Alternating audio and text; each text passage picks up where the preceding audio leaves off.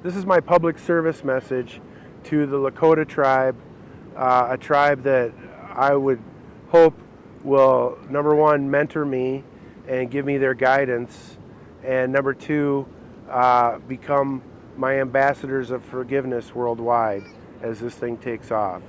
Of course, I'll offer you a choice, but before I offer you the choice, I want to explain to you my story to help you make your own choice on what you choose to do with the information that I give you. So it starts with how I received my name, the White Buffalo, and how I received my eagle feather. So I want to take you back to when I was a little kid, okay?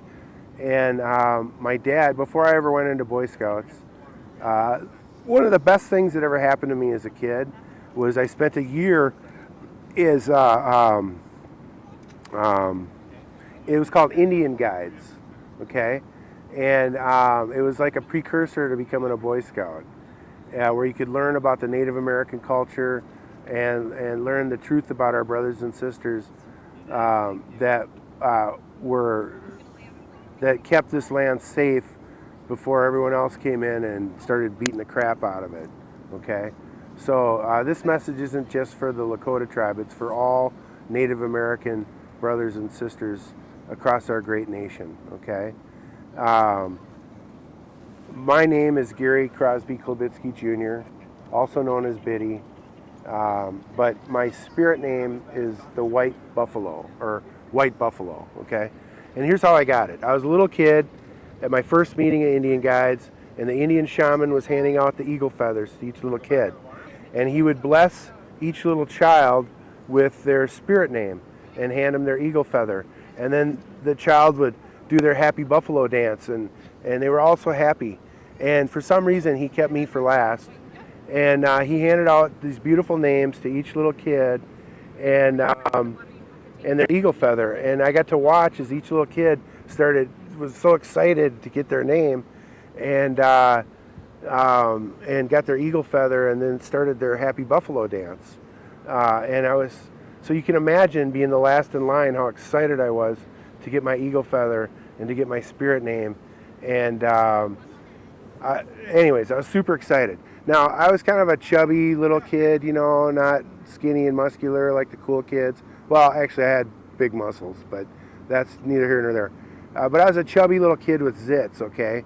And I was very self-conscious about my appearance when I was little, and because I didn't know any better, right? I was little and I didn't know any better. And so when the Indian shaman comes to give me my eagle feather and give me his name, he says to me, he says, "I saved you for last because I see something special in you, and I have a special name for you that I've never given to anyone else." And I was like, "Oh, goody, goody, goody," and couldn't wait to do my happy buffalo dance like all the other kids. And then he says, "Your name is White Buffalo." And when he said that, I was like, first of all, I felt this soul-crushing terror inside of me, like, what the F? What? Why not just call me White Elephant or White Rhino or White Hippo or White Pig for that matter? White Pig with zits, because that's how I felt about myself, right? I was just like, I was mortified. I didn't say anything, but the shaman, he saw the terror in my eyes, okay? And he put his hand on my shoulder to calm me. And he said, "Gary, I didn't choose this name by accident." He said, "I don't give it out to any other child." He says, "I see something special in you, and in my culture, there is a story about how the white buffalo will come, and he is sacred to my culture. So understand that this is the most special name I could give you." And so when he put his hand on my shoulder and told me all these things, that soul-crushing terror that I felt inside became this warm hug. And after he was done telling me, I got up and I did my happy buffalo dance just like the other kids, and I had one of the best days of my entire life, a day that I'll never forget, a special day between my father and I, where my father made me feel like the most special kid on planet Earth. And I just want the Lakota tribe to know that the story behind how I received my name, White Buffalo, because I know that the white buffalo is sacred to your tribe, and I know that one was born to you. And I'm here to tell you that my soul, my spirit, is the spirit of the white buffalo, given by the Great Spirit that I refer to as God. And so my message to you is, can you dig it? Peace symbol. I'm going to stand now. And keep it, this is all part of the same video. I just have a really bad back. So hopefully those of the Lakota tribe will understand. So I have a favor to ask all Native Americans. I went to Burnsville High School, and we were one of the mightiest high schools in the state of Minnesota. And every other high school feared us because at the end of the national anthem, every one of our friends, every one of our fans, and instead of singing Home of the Brave, they would stand up and go, Home of the Braves, like this, all right? And we have proud colors, black and gold, like the Pittsburgh Steelers. Only we're not the Steelers, we're the Burnsville Braves. And our name got taken away from us, okay? Our civic pride got ripped from us. And now my high school is not as cool as it was when I went there. They're not as good at sports. They don't have the same amount of pride. They're the Burnsville Blaze.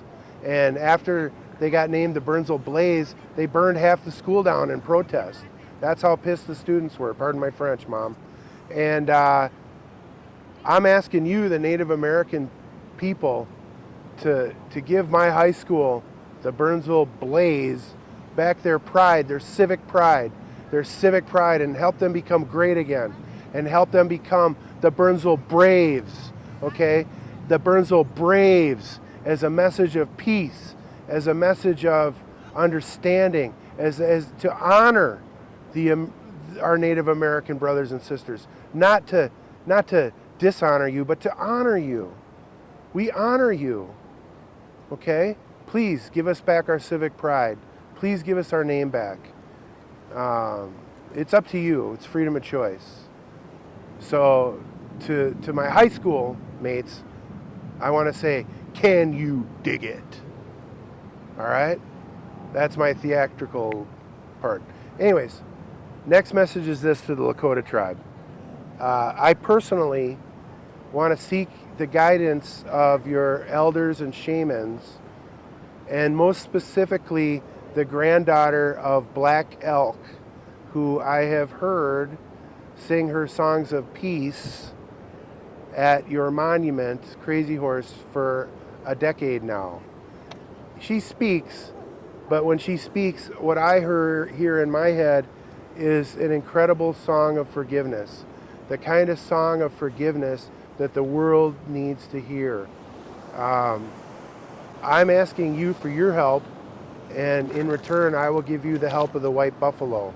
And this is what I will give you in return. I have seen in my visions, I have seen that if you choose to help me, that your great monument for Crazy Horse will be completed in closer to 4 years instead of the 400-year pace that you're currently on. So I ask you, Lakota tribe, can you dig it? All right. So the reason I do the can you dig it stuff is because I saw this movie, The Warriors, like 45, 46 years ago, and I've been waiting my whole life to have my can you dig it moment. So I hope you guys will forgive me for the theatrics. But that's all part of the speech. And we're just going to move ahead to, you know what? I'm going to sit now if that's cool. And we're going to do the Biddy Brain speech next. So when you're ready, Sammy. Oh, I forgot the book. Anyways, let's hold that up. Let's hold it up. You were right, Sammy. I get rolling. This is also for the Lakota tribe. I bought this book last June when I visited your monument, okay? I haven't read the whole book. As a matter of fact, I've only read 3 pages. I went to page like 120, 121 or whatever, where it dove into Black Elk's visions, okay? And after the first 3 pages, the puzzle piece that I have in my mind snapped into place, and now I see how I can help the Lakota tribe achieve black elk's visions. Okay, so I haven't read the whole vision. I'd rather have you teach it to me, because this book is really boring. Okay, it bored the hell out of me. I made it through 3 pages and I was like, you know what? I can't read this book. It's too boring. It's the most boring book I've ever read. However, it's full of good information that's locked into your heads, and that's why I seek your help. Is to not bore me with this book, but to teach me what I need to know about black elk's vision. And and here's my promise to you: not only will I use my influence to help you build your monument to Crazy Horse faster, I have a special dream in my head, a special puzzle piece, a special vision that I received that I will share with you face to face.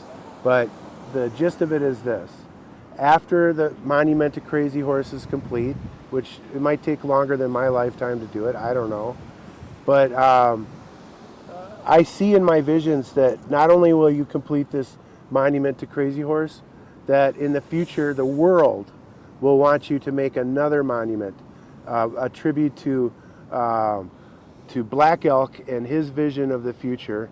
And the monument in my mind has just Black Elk along with all his children, family, grandchildren, great-grandchildren, and so on, in one giant monument as a tribute to world peace, as a tribute to Black Elk's vision for world peace.